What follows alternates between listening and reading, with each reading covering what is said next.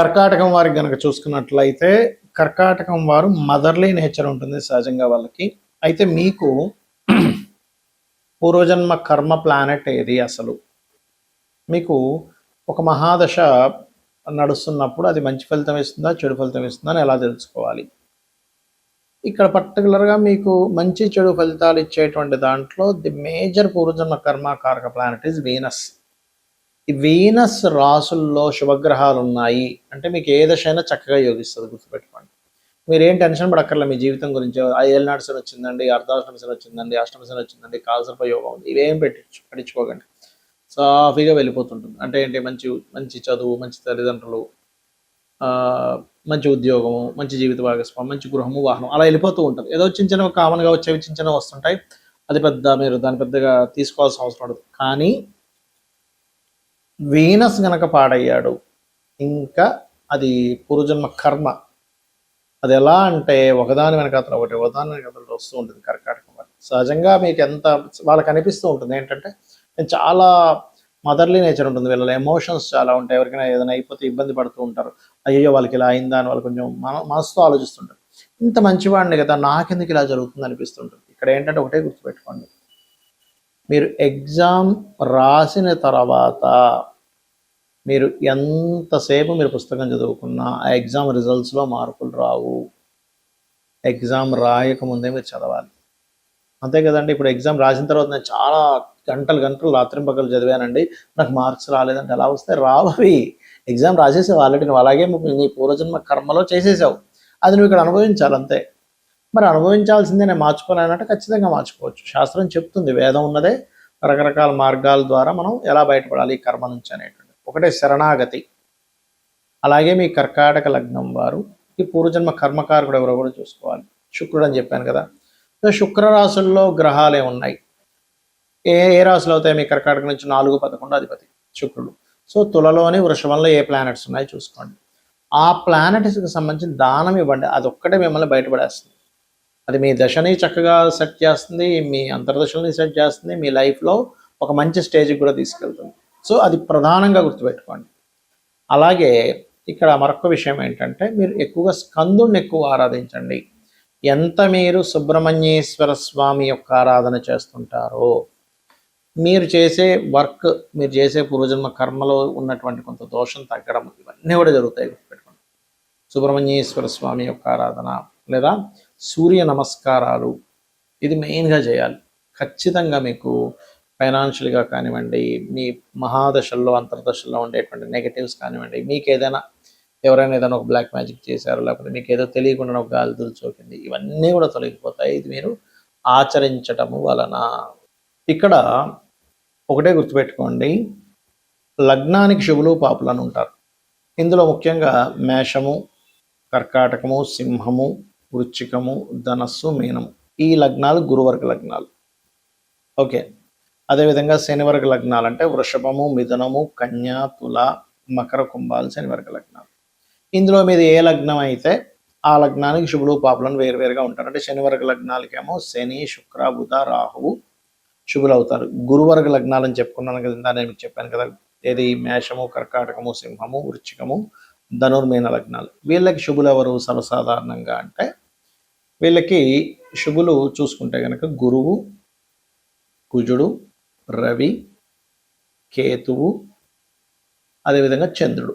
అయితే ఈ చంద్రుడు గనక క్షీణచంద్రుడు అయితే శనివర్గ లగ్నాలకు శుభుడవుతాడు, పూర్ణచంద్రుడు అయితే గురువర్గ లగ్నాలకు శుభుడవుతాడు. ఇది క్షీణచంద్ర పూర్ణచంద్ర బట్టి మారిపోతూ ఉంటుంది. రైట్. అయితే ఇక్కడ ప్రధానంగా ఏంటంటే ఈ గ్రహాలు ఏవైతే ఉన్నాయో, ఈ యొక్క గ్రహాల యొక్క స్థితిగతులు ఏవైతే ఉన్నాయో గుర్తుపెట్టుకోండి. ఈ స్థితిగతులు గనక మీకు మంచి ఫలితాలు ఇస్తున్నాయి అంటే మీ యొక్క లగ్నం నుంచి మంచి ప్లేసెస్లో ఉన్నాయి. అంటే శుభగ్రహాలు అనుకోండి, ఉదాహరణకి మీకు సహజ శుభగ్రహాలు ఏంటి ఇందులో మళ్ళీ చూసుకుంటే గురువు, శుక్రుడు, బుధుడు, పూర్ణచంద్రుడు వీళ్ళందరూ సహజ శుభగ్రహాలు అవుతాయి. వీళ్ళు కనుక కేంద్ర కోణాల్లో ఉంటే మీకు ఆటోమేటిక్గా ఆ లైఫ్ అంటే ఆ యొక్క మహాదశ సాఫీగా వెళ్ళిపోతుంది. మీరేం టెన్షన్ పడకూడదని మీరు నిర్ధారణ చేసుకోవాలి. మీ జాతకం మీరే చూసి నిర్ధారణ చేసుకోవచ్చు. అలా కాకుండా పాపగ్రహాలు కనుక కొంత కేంద్రాల్లో ఉంటే, అంటే కేంద్ర స్థానాలు, కోణ స్థానాలు అంటే ఏంటి 1, 4, 7, 10 5, 9 వీటిని పాపస్థానాలు అంటూ ఉంటారు. ఈ కేంద్ర కోణ స్థానాలు అంటూ ఉంటారు. ఇక్కడ కనుక పాపగ్రహాలు ఉంటాయి, ఇక్కడ కొంచెం ఆ యొక్క విషయాలు మీకు ఏ భావనలో ఉంటే ఆ భావ సంబంధమైనటువంటి విషయాలు ఇబ్బంది పడతారు. ఇది ప్రధానంగా గుర్తుపెట్టుకోండి. అలా కాకుండా పాపస్థానాల్లో పాపగ్రహాలు అంటే ఏంటి, 3వ స్థానము, 6వ స్థానము, అదేవిధంగా మనకి 11వ స్థానము, 8వ స్థానం, ఇవి మంచి ఫలితాలు ఇస్తాయి. అందులో ప్రధానంగా శని అష్టమంలో ఉండగా జన్మించిన వ్యక్తికి ఆయుష్ కూడా ఎక్కువగా ఉంటుంది, గుర్తుపెట్టుకోండి. అయితే ఇక్కడ ప్రధానంగా ఏంటంటే చాలామందికి ఒక జన్మజాతకంలో అంటే వారి యొక్క జాతకంలో, ఉదాహరణకి మీ యొక్క జాతకంలో ఈ మహాదశ ఒకటి జరుగుతుంది, దీన్ని రిజల్ట్ ఏమిస్తుంది అనే ఒక చిన్న సంశయం ఉంటుంది. సింపుల్, ఏం లేదు. అది ఏ భావాధిపతి అయ్యాడో తీసుకోండి. ఉదాహరణకి మేషలగ్నానికి 2వ అధిపతి శుక్రుడు, ధనాధిపతి. 7వ అధిపతి కూడా శుక్రుడు, వివాహాధిపతి. చతుర్థాధిపతి చంద్రుడు, రైట్. అండ్ అలాగే పంచమాధిపతి సంతాన కారకుడు, అష్టమాధిపతి ఆయుష్కి యాక్సిడెంట్స్కి కారకుడు, దశమాధిపతి శని కర్మకారకుడు, లేదా లాభాధిపతి తీసుకుంటే వ్యాపార కారకుడు. వీళ్ళ యొక్క రాసుల్లో ఏదైనా పాపగ్రహం ఉండి ఆ మహాదశ నడుస్తున్నప్పుడు, అంటే మీకు ఏదైనా ఒక మహాదశ నడుస్తూ ఆ మహాదశ స్థానంలో ఏదైనా ఒక పాపగ్రహం ఉన్నప్పుడు మీకు అది ఆ మహాదశ అనుకూలించకుండా ఇబ్బంది ఇస్తుందని మీరు అర్థం చేసుకోండి. అలా కాదండి, చక్కగా ఆ యొక్క రాశిలో శుభగ్రహం ఉంది, ఏమి టెన్షన్ పడక్కర్లా. అయితే ఇక్కడ ఏంటంటే ఒక్కొక్క లగ్నానికి పూర్వజన్మ కర్మ ఉంటుంది. మీ లగ్నానికి ఏంటి పూర్వజన్మ కర్మకారకుడు అని చెప్పాను. అది మాత్రం పర్టికులర్గా కీన్గా అబ్జర్వ్ చేయాలి. ఎందుకంటే అదే అసలు మీరు అనుభవించాల్సిందే, అది దానికోసం వచ్చాం భూమి మీదకి. అది ఒక్కొక్కసారి మంచి కర్మ ఉంటుంది, ఒక్కోసారి మనం ఇబ్బంది పడే కర్మ ఉంటుంది, ఒక్కోసారి కొంతమందికి సేవ చేయాల్సిన కర్మ ఉంటుంది, కొంతమందికి రుణపడి వాటిని క్లియర్ చేసుకోవడానికి పుట్టిన కర్మ ఉంటుంది. కొన్నిసార్లు కొంతమంది చూడండి, దేశం కోసమే వాళ్ళు పోరాడతారు, కొంతమంది సన్యాసులు అయిపోతారు, మరి కొంతమంది ఆ ఫ్యామిలీ కోసమే పుట్టినట్టుగా ఉంటుంది. అంటే ఏమిటి, మీరు ఎన్ని ప్రయత్నాలు చేస్తున్నా కొన్ని విషయాలు మాత్రం మీకు సంబంధం లేకుండా అలా జరిగిపోతున్నాయి అంటే మీరు అర్థం చేసుకోవాల్సింది ఇట్స్ వెరీ క్లియర్. మీరు చక్కగా దాన్ని మీరు ఓకే, ఇది నా కర్మలో ఉందన్నమాట అని దాన్ని మీరు ఒక దేవతా సంబంధించినటువంటి దైవ కార్యంగా భావించి దాన్ని మీరు యాక్సెప్ట్ చేసుకుంటూ అదొక దైవ కార్యంగా మీరు ఆ కర్మను అనుభవించుకు వెళ్ళిపోవడం కంటే ఇంకొకటి లేదు. మరి అలా అని ఎప్పుడు కష్టాల్లో ఉంటున్నానండి, ఈ కర్మను అనుభవించాలంటే కష్టం ఏ గ్రహం వల్ల వస్తుందో తెలుసుకోండి. సహజంగా ఉండే కష్టం ఏమిటి, రుణము, రోగము, శత్రుత్వాలే మెయిన్గా. రుణాలు ఎక్కువగా ఉన్నాయి, ధనం లేదు, కష్టం.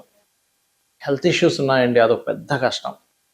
శత్రుత్వాలండి, ఆఫీస్లో శత్రువు, ఇంట్లో భర్తతో శత్రుత్వాలు, చుట్టాల్లో శత్రుత్వాలు, ఎక్కడికైనా వెళ్తే శత్రుత్వాలు. బండి మీద వెళ్తుంటే పక్కన ఉన్నాడు ఏదో అంటూ ఉంటాడు, నన్ను బస్సులో ఎక్కిన గొడవే, ప్రతిదీ గొడవే. అంటే మీకు ఎక్కడో మార్స్ భయంకరంగా పాడయ్యాడు. రుణాలు ఎక్కువగా ఉన్నాయంటే మెర్క్యూరీ బాగా పాడైపోయాడు మీ జాతకంలో, మీరు బాగా అర్థం చేసుకోండి. కెరియర్లో సెట్ అవ్వట్లేదంటే శని పాడయ్యాడు. అప్పుడు ఏం చేయండి, ఏ గ్రహం పాడైపోయిందో ఆ గ్రహానికి సంబంధించినటువంటి దానం ఇవ్వండి. సింపుల్, గుర్తుపెట్టుకోండి. అంటే ఇప్పుడు రవి పాడయ్యాడు, గోధుమలు, చంద్రుడు పాడయ్యాడు, బియ్యము, కుజుడు పాడయ్యాడు, కందులు, బుధుడు పాడయ్యాడు, పెసలు, గురువు పాడయ్యాడు, శనగలు, శుక్రుడు పాడయ్యాడు, బొబ్బర్లు, శని పాడయ్యాడు, నువ్వులు, రాహు పాడయ్యాడు మీ జన్మజాతకంలో, మినుములు, కేతు పాడయ్యాడు, ఉలవలు దానంగా ఇవ్వండి. ఇక ఇక్కడ ప్రధానంగా ఏంటంటే మీరు ఈ ఆస్ట్రాలజీ అనేటువంటిది ఎందుకు చూసుకోవాలంటే మీకు ఒక గైడ్, మీకు ఒక రూట్ లాంటిది. తెలుసుకోకుండా ఏదో రూట్లోకి వెళ్ళిపోయాం, మన గమ్యం ఒక దగ్గరికి చేరుకోవాల్సింది ఇంకో దగ్గరికి వెళ్తున్నాం, అక్కడ రోడ్డు బ్లాక్ ఉంటుంది, మళ్ళీ వెనక్కి వచ్చి మళ్ళీ మన ప్రయాణం ప్రారంభించాలి. అంటే మన ప్రయాణము ఎక్కడా ఆగకుండా ప్రశాంతంగా వెళ్ళాలి అంటే మనకు రూట్ కరెక్ట్గా తెలియాలి. ఆ రూటు, లొకేషను కరెక్ట్గా తెలిస్తే మన ప్రయాణం ఎలా అయితే సాఫీగా సాగుతుందో యాజ్ ఇట్ ఈజ్ ఆస్ట్రాలజీ కూడా ఏం చెప్తుంది అంటే చిన్నప్పటి నుంచి, పుట్టినప్పటి నుంచి ఎండింగ్ వరకు కూడా మీరు చిన్నప్పుడు హెల్త్ ఇష్యూ ఎదుర్కొంటున్నారంటే వాట్ ఈస్ ద రీజన్,